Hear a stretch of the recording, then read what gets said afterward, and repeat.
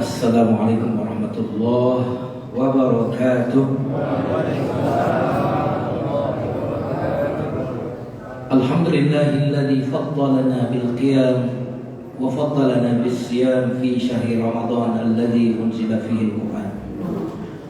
Allahumma shalli ala nabiyyina Muhammadin sallallahu alaihi wasallam wa ala alihi wa ashabihi wa man sara ala nahjihi bi ihsan ila yaumiddin, amma ba'd.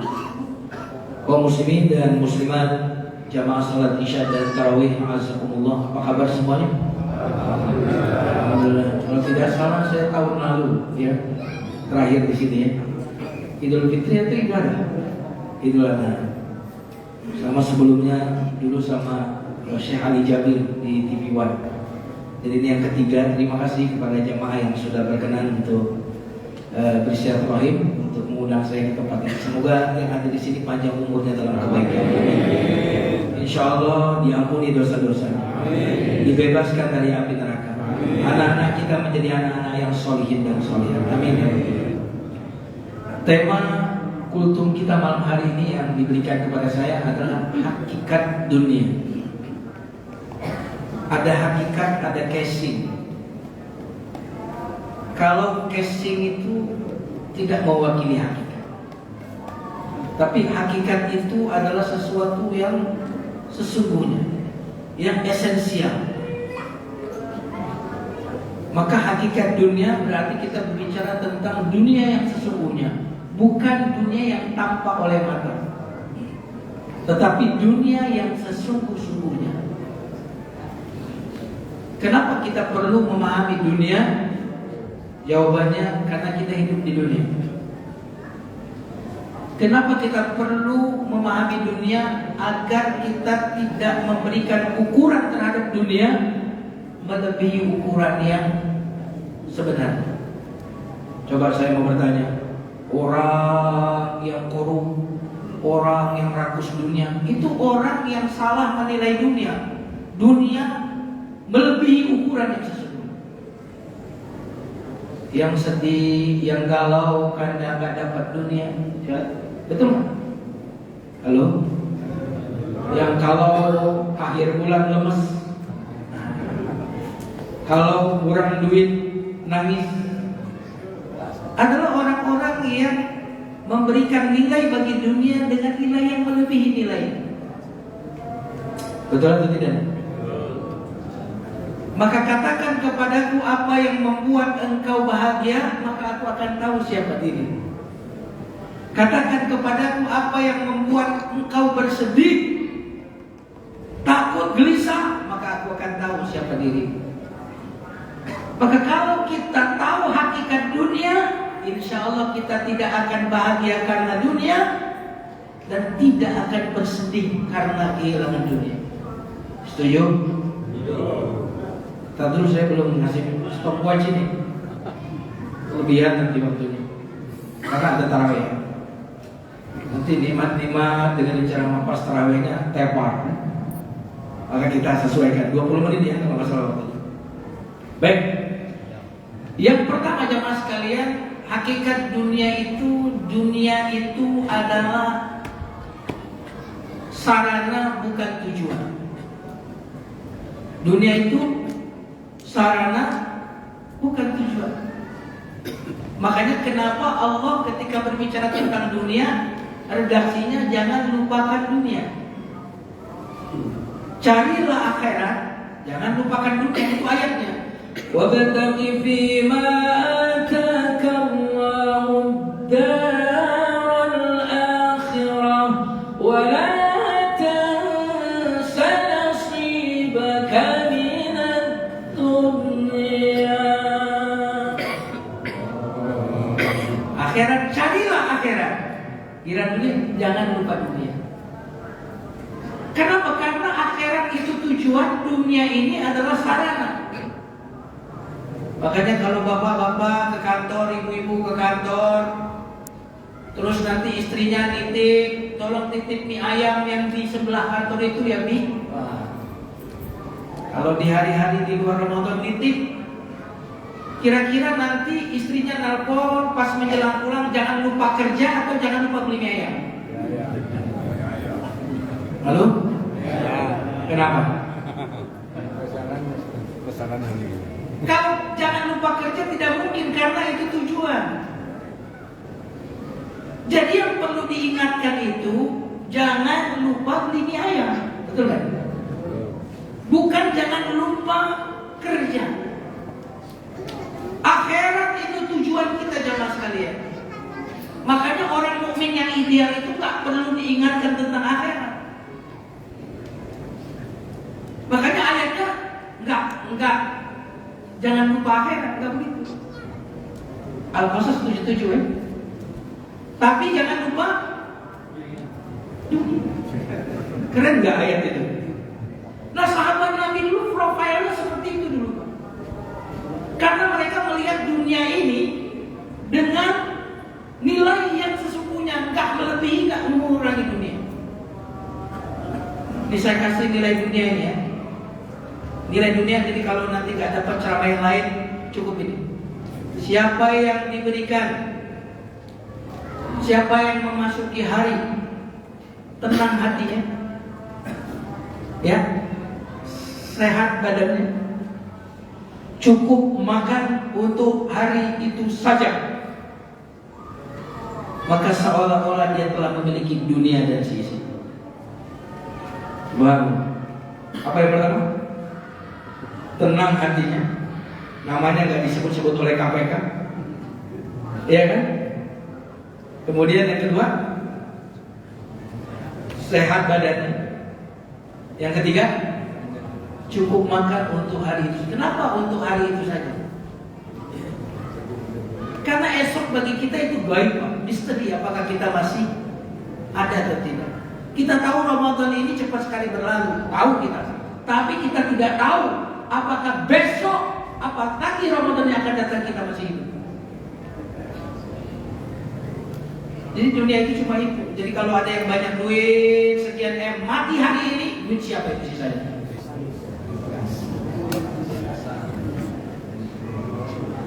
Jemaah sekalian yang dimuliakan Allah, dunia itu awalnya tangisan, tengah-tengahnya penderitaan, ujungnya ketidakabadian.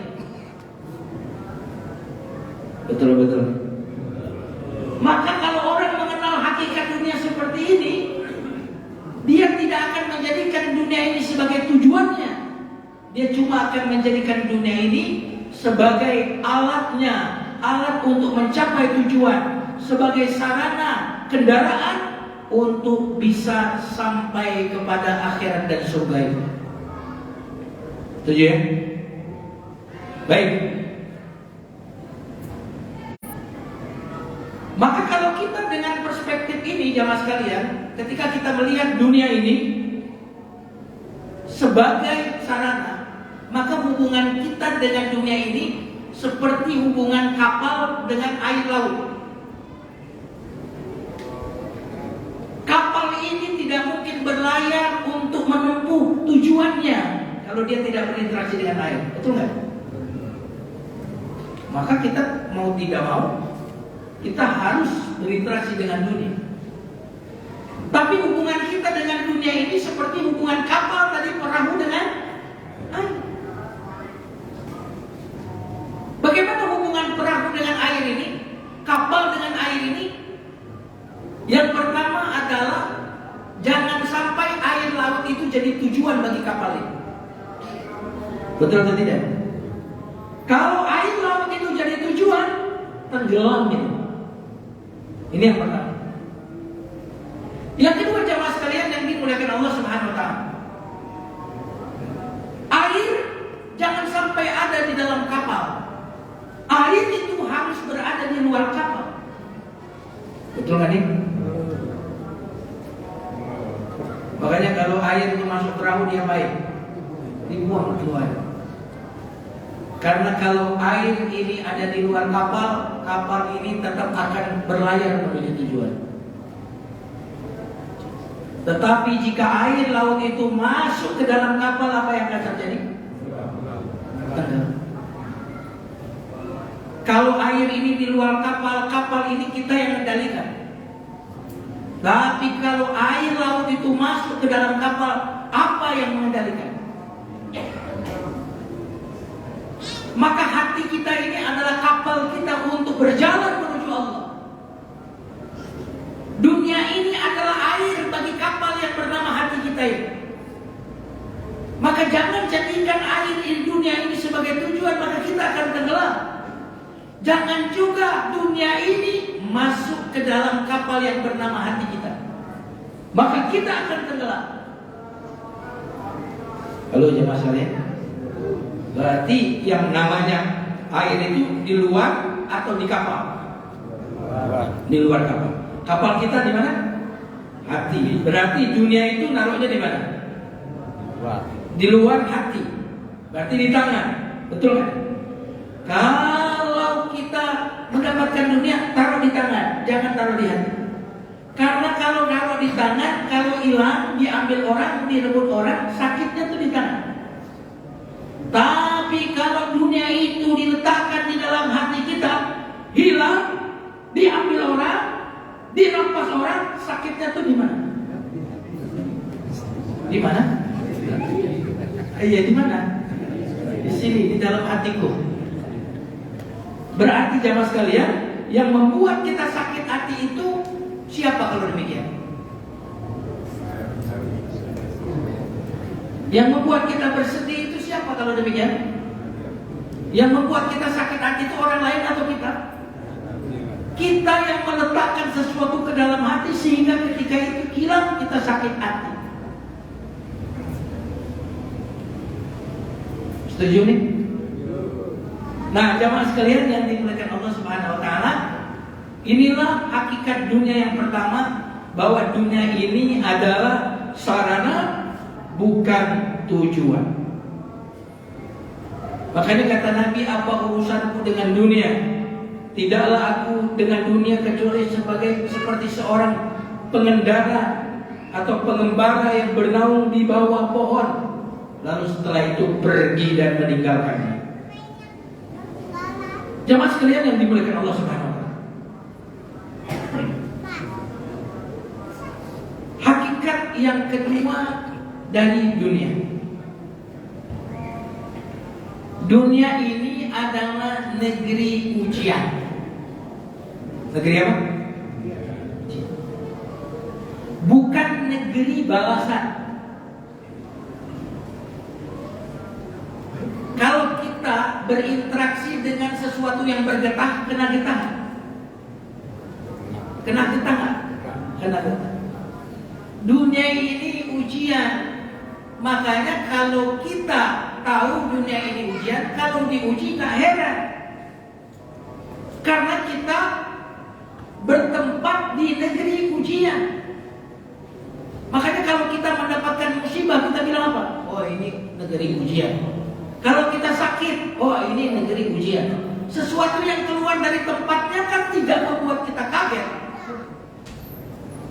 Dunia ini bukan surga. Betul atau tidak? Dunia ini bukan neraka. Kalau surga isinya senang doang. Kalau neraka isinya sengsara doang, sulit doang. Karena dunia ini bukan surga, bukan neraka, berarti isinya dua-duanya. Betul atau tidak? Halo?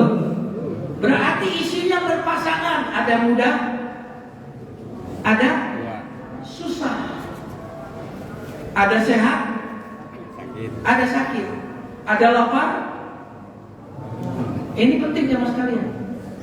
Karena sesuatu yang tidak ada lawannya, tidak ada artinya. Coba kalau di dunia ini laki semua, nggak ada perempuan, gimana kira-kira? Hah?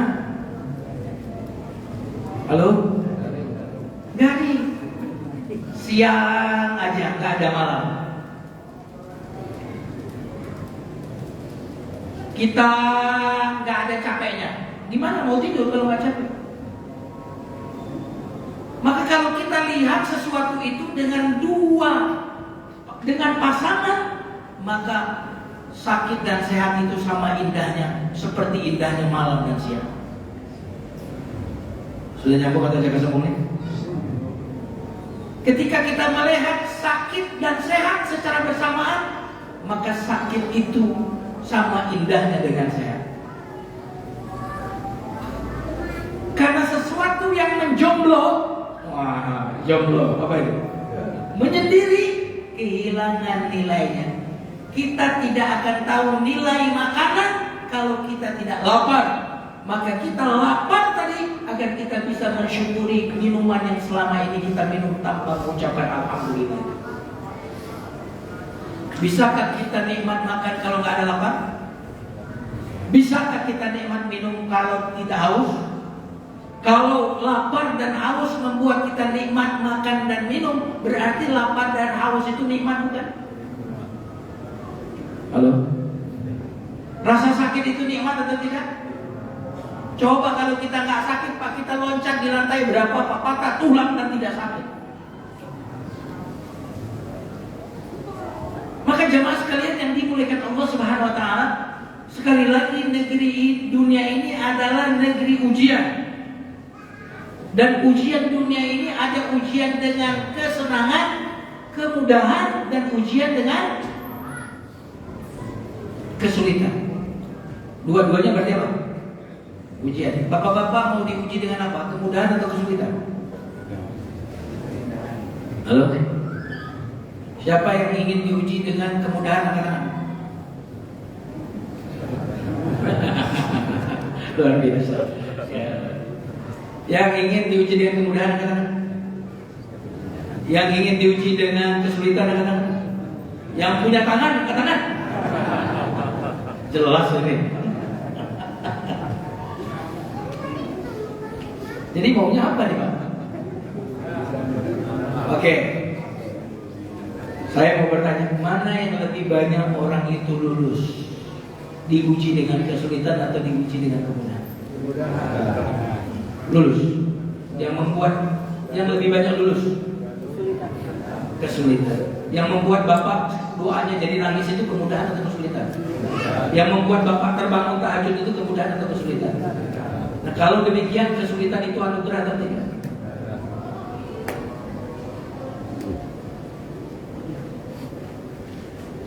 Nah, mana yang terbaik, diuji dengan kemudahan atau kesulitan? Jawabannya tidak ada yang terbaik. Yang terbaik bukan ujiannya, yang terbaik adalah lulus ujian. Betul atau tidak?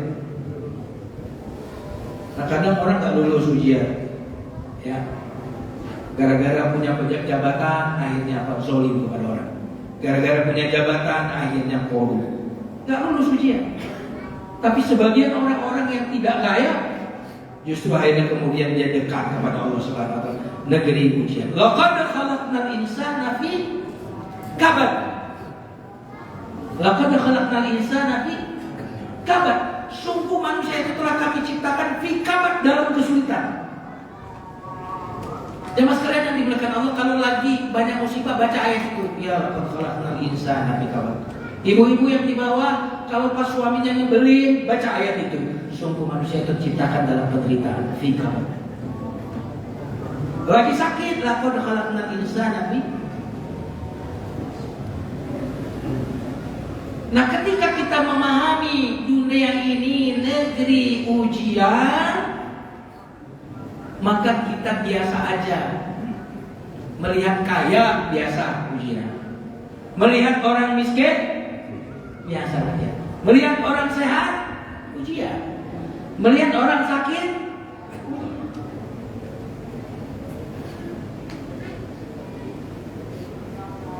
hanya ketika kita melihat hidup ini ujian, biasanya kita lulus ujian. Masalahnya kita itu merasa dapat ujian kalau dikasih kemudahan atau dikasih kesulitan. Halo? Makanya lebih banyak orang yang lulus di saat sulit dibandingkan lulus saat kemudian dia diberikan kemudahan. Karena saat orang diberikan kemudahan, biasanya orang lupa kalau itu ujian.